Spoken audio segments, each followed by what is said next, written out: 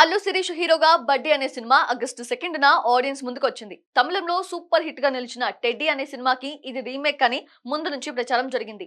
కానీ కథలో కొన్ని మార్పులు చేర్పులు చేసి ఆడియన్స్ ముందుకు తీసుకొచ్చారు. ఇక ఈ సినిమాకి మిశ్రమ స్పందన లభిస్తోంది.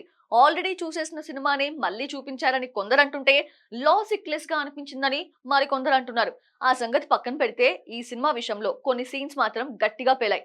ముఖ్యంగా తెలుగు సినిమాలను అనుసరిస్తూ కొన్ని సీన్స్ చేశారు. అవి బాగా పేలాయి.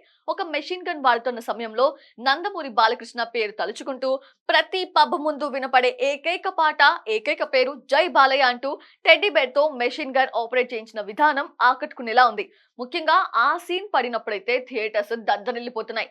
అల్లు హీరో సినిమాలో జై బాలయ్య డైలాగులు అదిరిపోయాయంటూ సోషల్ మీడియాలో కామెంట్స్ వినిపిస్తున్నాయి. ఈ సినిమాలో అల్లు శిరీష్ హీరోగా, గాయత్రి భరద్వాజ్, త్రిషా సింగ్ హీరోయిన్స్ గా నటించగా శ్యామ్ ఆంటోనీ డైరెక్ట్ చేశాడు. స్టూడియో గ్రీన్ బ్యానర్ మీద జ్ఞానవేల్ రాజా ఈ సినిమాను నిర్మించారు.